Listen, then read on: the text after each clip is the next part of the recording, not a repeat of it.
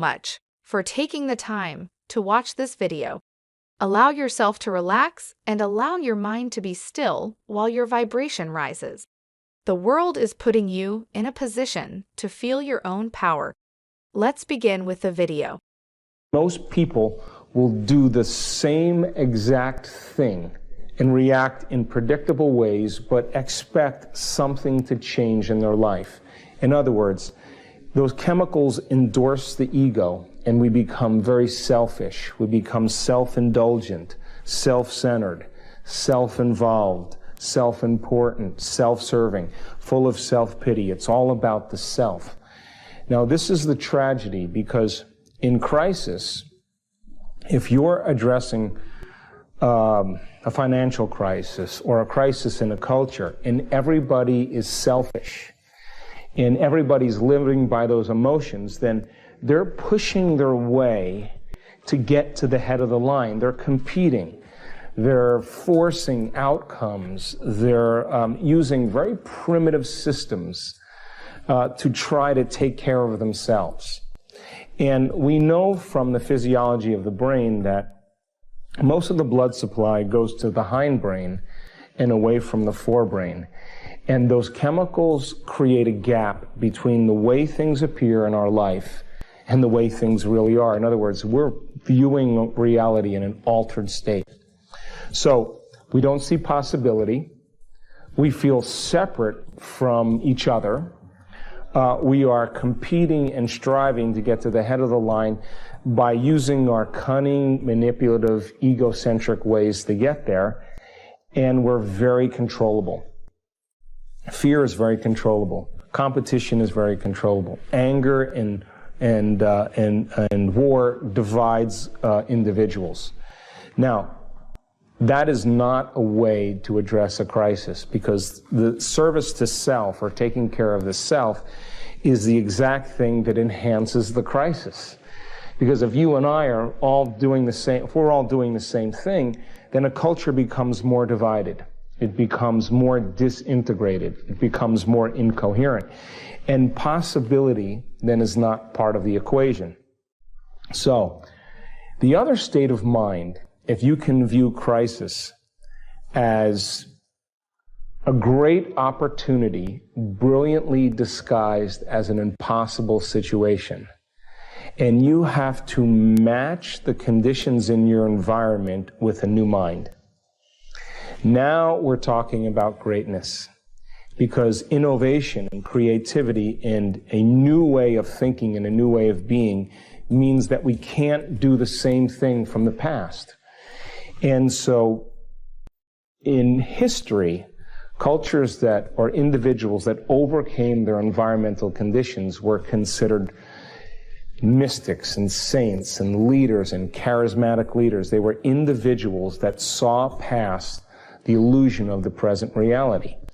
Now, when we begin to become innovative or creative, the brain begins to switch. We begin to turn on the forebrain, the frontal lobe, which is really the crowning achievement of the human being, and we begin to ask bigger questions.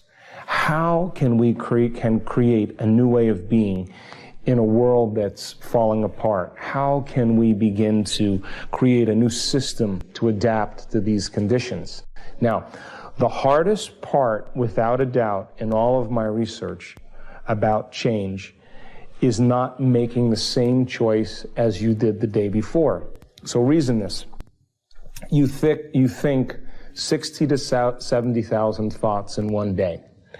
Out of those 60 to 70,000 thoughts that you think, 90% of those thoughts are the same thoughts as the day before. So the same thoughts will lead to the same choices. The same choices will lead to the same behaviors. The same behaviors will create the same experiences. The same experiences create the same emotions, and those same emotions drive the same thoughts, and that's called a personality. And your biology is a reflection of your state of being. So then your personality is directly related to your personal reality. And your personality is made up of how you think, how you act, and how you feel. So in order for you to create a new personal reality, a new life, then you have to begin to examine the thoughts that you're thinking and decide if you want to continue thinking that way or choose a new way of thinking. You have to become aware and observe your behaviors and look to see if those habits are something that's going to support a new future. And you have to look at the emotions that you've memorized that keep you connected to the past and decide if those emotions are healthy. So most people try to create a new personal reality as the same personality, and it doesn't work. We literally have to become somebody else. So it stands to reason then, as you begin to question and speculate possibilities, the Wright brothers, Madame Curie, Thomas Edison, Benjamin Franklin, Marconi, they were all thinking outside the box. They were asking questions. Is there a way to create this outcome?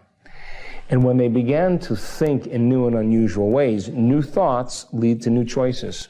New choices lead to new behaviors lead to new experiences create new emotions, and all of a sudden, you start to transform. If people are no longer feeling supported, then we have to think in uncommon ways in order to adapt to the environment. If we don't, then it is really the environment, the external world, that's controlling how we think and feel. We're victims to the external world. Is it possible to change the way you think and feel and have some effect in your environment? Now, that is a concept that when people are struggling to survive becomes very difficult, because you're still worried about the food on your table, you're still worried about the well-being of your children. But what's the alternative? I mean, there aren't many other alternatives. So then when we start asking unlimited questions like, what would be a great way to run a business in this changing world? How could I begin to influence my future? It requires one amazing thing, and that is gaining knowledge, gaining information. Every time you learn something new, you make a new connection in your brain. That's what learning is.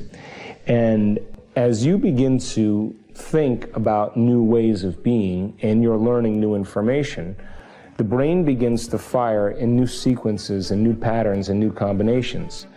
And whenever you make the brain work differently, you are changing your mind. Mind is the brain in action. So when we begin to get creative, something unusual happens. We stop living by those survival emotions. Those survival emotions alter our perception and cause us to look at the future through the lens of the past.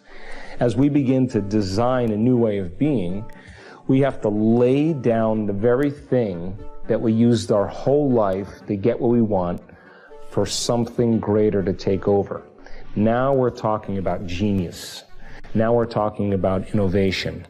Now, once the idea comes, the next step is that you have to take action. You have to do something with it. Time flies, and we've reached the end of today's video. We hope you had a wonderful time with us. Please share this video with your friends if you enjoyed it. It means a lot to us. Finally, don't forget to subscribe to our channel for more Abraham S.